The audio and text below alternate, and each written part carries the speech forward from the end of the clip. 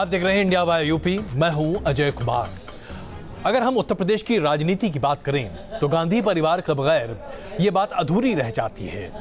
अमेठी की बात करते हैं। सियासत की आंधी में सब कुछ लुट गया, बस शोहरत बाकी है लेकिन वजूद मिट गया। यही कहानी है गांधी परिवार के सियासी गढ़ अमेठी की। सियासत की आंधी का रुख चाहे जिस तरफ भी हो, अमेठी ने हमेशा गांधी परिवार का ही साथ दिया। गांधी परिवार की सियासत की पहचान रही है अमेठी।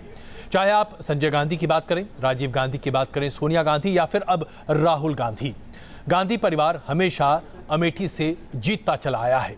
ये बात अलग है कि अमेठी में विकास नाम के कबूतर को किसी ने आज तक उड़ते देखा नहीं है। सड़कें इतनी माशाअल्लाह हैं कि अगर आप अपनी गाड़ी वहां चला रहे हो तो अपने जबड़े को संभाल कर रखिएगा। स्टीयरिंग व्हील से टकरा गई तो जबड़े में शायद एक भी दांत ना बचे।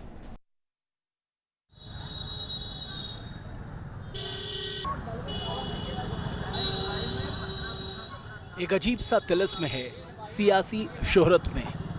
दूर से तस्वीर गुलाबी नजर आती है, नजदीक जाने पर जब तिलिस्म टूटता है तब बदरंग हकीकत सामने आती है। सिमटते ख्वाब होते हैं, तरक्की को तरसता शहर होता है। अमेठी की कहानी कुछ इसी तरह नजर आती है। अमेठी का सियासी ग्लैमर, सियासी शोहरत का प्रतीक है गांधी परिवार। संजय गांधी, राजीव गांधी, सोनिया गांधी और अब राहुल गांधी, लंबी सियासी विरासत है अमेठी की। लेकिन गांधी परिवार की पहचान इस इलाके को तरक्की के सुनहरे दौर में नहीं ले जा सकी। यहाँ राजीव गांधी के दौर को तो बड़ी शिद्दत से याद किया जाता है, लेकिन वर्तमान को लेकर मायूसी साफ झलकती है। नहीं, विकास तो उतना नहीं हो पाया है जितना, जैसा कि लोग बाहर से आते हैं अमेठी के नाम पे तो यही चर्चा करते हैं कि अमेठी को तो मैंने बहुत कुछ सुना, लेकिन यहाँ दिखाई तो कुछ नहीं पड़ता है। अब विकास, अब जैसे अब वजह क्या, राजीव गांधी के समय तक तो विकास हुआ था, लेकिन राहुल गांधी ने यहाँ कोई विशेष ध्यान नहीं दिया। जो मुद्दा, जैसे जो सेंट्रल का मुद्दा है, बाईपास है, आज उस पर चलना दूभर है। अमेठी रेलवे क्रॉसिंग है, उस पर आप इतना भीषण जाम से आप पाएंगे। बताइए, राहुल जी 10 साल सत्ता में थे, वो अगर चाहते तो ओवरब्रिज कब का बन जाता। अमेठी की जनता मायूस है। शुक्रवार को राहुल गांधी के काफिले के सामने आंगनवाड़ी कार्यकर्ताओं का प्रदर्शन इस मायूसी को साफ दर्शाता है। लोगों की उम्मीदें राहुल से बहुत ज्यादा हैं। कांग्रेस के विरोधी राहुल गांधी पर फेल होने का आरोप लगा रहे हैं, लेकिन कांग्रेसी ऐसा बिल्कुल नहीं मानते। देखिए, बदहाल, अगर आपको बदहाल दिखता है तो केवल सड़कों और बिजली से दिखता है। इन दोनों की प्रमुख जिम्मेवारी स्टेट गवर्नमेंट की होती है। राहुल जी जब से यहाँ सांसद हुए हैं, कम से कम 3 से 4 बार उन्होंने CRF के माध्यम से, प्रधानमंत्री ग्राम सड़क योजना के माध्यम से और कम से कम 6 NH इस संसदीय क्षेत्र को छूते हुए जो निकले हैं, वो सब राहुल जी का ही प्रयास रहा है। आज कस्बे से ज़्यादा हैसियत नहीं है अमेठी की। संकरी टूटी फूटी सड़कें इसकी हकीकत बयां करती है। लगता नहीं कि इस इलाके को एक बड़े इंडस्ट्रियल हब में तब्दील करने की कोशिश हुई। आंकड़ों के मुताबिक पिछले 20 से 25 साल में जो उद्योग शुरू किए गए थे, उनमें से करीब 60% उद्योग बंद हो गए हैं।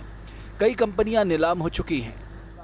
2 साल हो चुके हैं कांग्रेस को सत्ता से बेदखल हुए। आज अमेठी सबसे बुरे दौर से गुजर रहा है।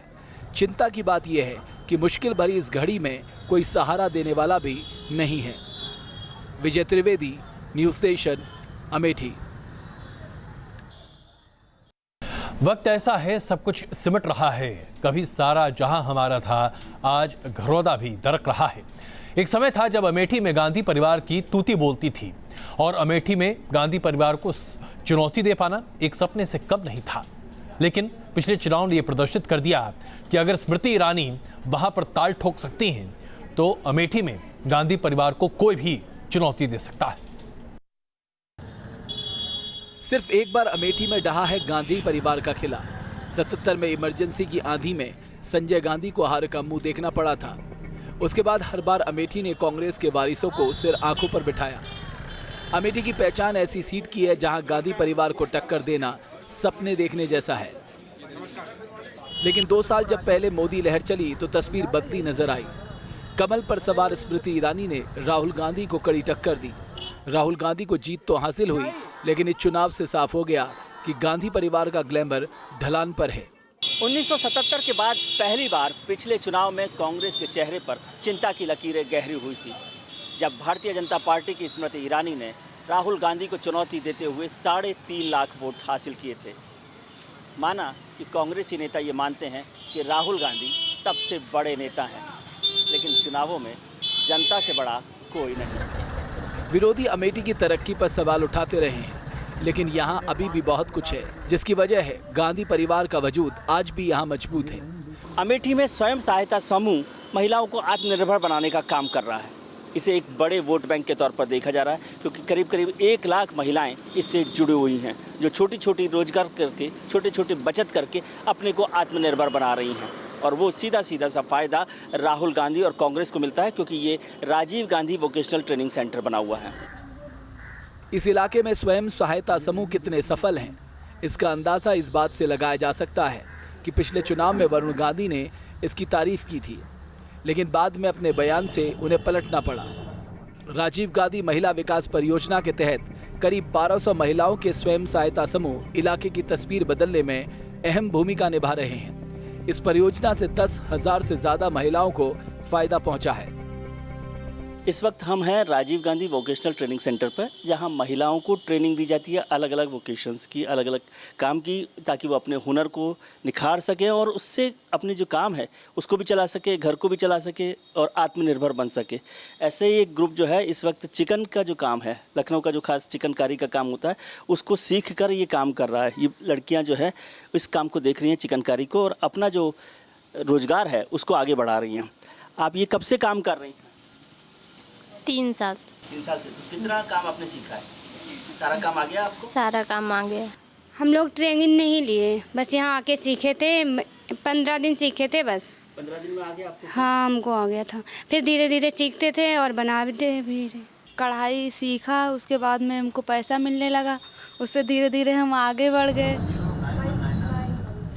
कांग्रेस की ये महिला वोट बैंक अमेठी में उसकी ताकत का आधार है। 2017 में भी उसकी अहम भूमिका होने वाली है। बीजेपी पूरी ताकत से इसकी काट ढूंढने में जुट गई है। भारतीय जनता पार्टी ने इसका जवाब निकाला है और वो महिलाओं का इंश्योरेंस कर रही है। कुछ पार्टी के लोगों का ये भी आरोप है कि राजीव गांधी के नाम से ये जो सेंटर चल रहा है वो एक बालिका कॉलेज के नाम का था। कारण कोई भी हो, महिलाओं को तो आत्मनिर्भर बनाया जा रहा है और महिलाओं को रोजगार भी मिल रहा है, लेकिन क्या ये सिर्फ राजनीतिक फ़ायदे के लिए है? मेरे सहयोगी पप्पू पांडे के साथ विजय त्रिवेदी, न्यूज़ नेशन। दिल्ली की सियासत की गूंज सीधे अमेठी में दिखाई देती है, या यूं कहीं कि सुनाई देती है। पिछले 2 सालों में जब केंद्र से यूपीए सरकार का पत्ता साफ हुआ है, तो अमेठी से फूड पार्क की योजना रोक दी गई। हिंदुस्तान पेपर मिल बंद कर दिया गया। डिस्कवरी पार्क भी बंद हो चुका है। अमेठी में विकास की रफ्तार पहले ही बड़ी धीमी थी और अब सियासी खींचतान की वजह से इस इलाके में विकास नाम के कबूतर या चिड़िया को शायद किसी ने अब देखा भी नहीं है। कुर्सी क्या बदली, एक इलाके की किस्मत बदलने लगी है। गांधी परिवार का गढ़ होने के बावजूद तरक्की अमेठी से दूर ही रही है और अब कांग्रेस और केंद्र के सियासी खींचतान का खामियाजा भुगतना पड़ रहा है इस इलाके को। जगदीशपुर के पास बंजर पड़ी जमीन इसी खींचतान का नतीजा है। यहाँ मेगा फूड पार्क बनना था, लेकिन केंद्र सरकार ने इस पर रोक लगा दी है। पूरे मुद्दे को राहुल गांधी ने लोकसभा में भी उठाया था। केंद्र पर भेदभाव के भी आरोप लगाए गए थे। कांग्रेस सांसद राहुल गांधी के संसदीय क्षेत्र अमेठी के जगदीशपुर में बनने वाली ये मेगा फूड पार्क परियोजना, जिसे अब बंद कर दिया गया है। इस योजना की शुरुआत 2010 में होने वाली थी, जब यूपीए सरकार थी, इसे मंजूरी दी गई थी। लेकिन 4 साल में जब यूपीए सरकार रही तब कोई काम नहीं हुआ और 2014 में एनडीए की सरकार आई, उसके बाद इस परियोजना को बंद कर दिया गया है। पिछले 2 साल के दौरान बहुत कुछ छिन चुका है अमेठी से। फूड पार्क की योजना रोक दी गई है। हिंदुस्तान पेपर मिल परियोजना भी बंद कर दी गई। इसके अलावा 11 साल से चल रहे ट्रिपल IIT को भी बंद कर दिया गया। यहाँ के सभी 148 छात्रों का इलाहाबाद ट्रांसफर कर दिया गया है। जिन परियोजनाओं पर काम चल रहा है उनकी रफ्तार भी काफी धीमी है। अमेठी संसदीय सीट के सबसे महत्वपूर्ण संस्थानों में से एक है राजीव गांधी पेट्रोलियम प्रौद्योगिकी संस्थान, जो राहुल गांधी का सपना भी है। लेकिन इस संस्थान का काम बड़ी धीरे चल रहा है। आरोप है कि भारतीय जनता पार्टी की केंद्र की सरकार और राज्य में समाजवादी पार्टी की सरकार इसको आगे नहीं बढ़ने दे रही। वैसे भला दोनों का ही होने वाला है इससे। सियासत अमेठी की पहचान रही है, लेकिन इसी सियासत से अमेठी को नुकसान हो रहा है। सियासतदानों के संग्राम का खामियाजा आम लोगों को भुगतना पड़ रहा है। विजय त्रिवेदी, न्यूज़ नेशन, अमेठी। बहुत कम ऐसे इलाके हैं उत्तर प्रदेश में जहां खुद का अपना जायका न हो, जहां खुद की ऐसी तस्वर न हो कि वहां से कोई गायक, शायर या कोई ऐसा व्यक्ति न निकला हो जो उस इलाके को बड़ा नामचीन कर गया हो। लेकिन जब आप अमेठी की बात करते हैं तो साहब यहाँ पर तो कुछ मिलता ही नहीं है। खाने को तो जैसे यहाँ कुछ नसीब ही नहीं होगा। शायरी या मौसीकी नाम की कोई चीज़ इस पूरे इलाके में है ही नहीं। डाकुओं का वर्चस्व एक ज़माने में रहा करता था, लेकिन आज भी लोग यहाँ पर वैसे ही अक्खड़ हैं। उससे भी बुरी बात तो ये है कि आज अगर आप अमेठी की बात करें तो ऐसा लगता है कि पता नहीं इस जगह पर कितना विकास हो चुका होगा। संजय गांधी से लेकर आज तक गांधी परिवार की कंस्टिट्यूएंसी रही अमेठी में विकास के लिए जब आप ढूंढने लगते हैं तो लगता है माइक्रोस्कोप लेकर ढूंढो भाई, शायद गलती से कहीं कुछ विकास की बात नजर आ जाए। ऐसा लगता ही नहीं है कि देश की पहले राज्य परिवार के तौर पर स्थापित गांधी परिवार का ये चुनावी गढ़ है। तुम्हारी फाइलों में गांव का मौसम गुलाबी है, मगर ये आंकड़े झूठे हैं, ये दावा किताबी है। अमेठी की कहानी भी कमोबेश ऐसी ही नजर आती है। सियासी चमक पहचान है अमेठी की, लेकिन बुनियादी ढांचा भी विकसित नहीं हो पाया है इस इलाके में। हाँ, इसके नाम पर सियासत जरूर होती रहती है। मायावती सरकार ने सन 2010 में अमेठी का नाम बदलकर उत्तर प्रदेश का एक नया जिला बनाया, छत्रपति साहूजी महाराज नगर। उसके बाद समाजवादी पार्टी की सरकार आई, उसने इसका नाम फिर से बदलकर अमेठी कर दिया। इस दौरान उत्तर प्रदेश में मायावती की सरकार रही, समाजवादी पार्टी की सरकार रही, भारतीय जनता पार्टी की सरकार केंद्र में रही और अमेठी में कांग्रेस के सांसद राहुल गांधी रहे। बहुत सारी चीज़ें बदली, नाम भी बदले, लेकिन अमेठी की सूरत बिल्कुल नहीं बदली। अमेठी से बहुत पुराना नाता है गांधी परिवार का। सबसे पहले संजय गांधी बने थे यहाँ के सांसद। संजय गांधी ने श्रमदान के जरिए इस इलाके की तस्वीर बदलने की कोशिश की थी। एक ज़माने में कांग्रेस के सबसे ताकतवर नेता माने जाने वाले संजय गांधी 1975 में अमेठी के इस खिरौना गांव में आए थे और उन्होंने देश भर से कांग्रेस के युवा कार्यकर्ताओं को बुलाकर श्रमदान किया था ताकि देश की सूरत बदले, अमेठी की सूरत बदले। इसके बाद राजीव गांधी का दौर आया, लेकिन ज्यादा कुछ बदल नहीं पाया। ये आज की अमेठी है। कस्बा नुमा इस इलाके में अगर आप नजर दौड़ाएंगे तो एक सवाल जरूर गूंजेगा, आखिर क्यों इसे वीवीआईपी इलाके का दर्जा हासिल है? खास कहलाने के लिए कुछ भी नहीं है यहाँ। तरक्की से कितनी दूर है अमेठी, अगर उसे समझना है तो उस गांव में चलते हैं जिसे राहुल गांधी ने गोद लिया है। नाम तो आदर्श ग्राम जगदीशपुर है, लेकिन कुछ भी आदर्श नहीं है यहाँ। यहाँ पहुँचने के बाद लोगों की टूटी उम्मीदों से सामना होगा आपका। कुछ विकास नहीं है, कोई विकास नहीं है, न विकास हुआ है न अभी आज तक हुआ है। सर ऐसा है कि हमारे यहाँ कोई हमका काम नहीं दिखा रहा। यहाँ कोई भी काम नहीं हुआ, अभी तक कोई काम भी नहीं हुआ। कितनी खराब हालत है राहुल के गांव की, कितने परेशान हैं यहाँ के लोग।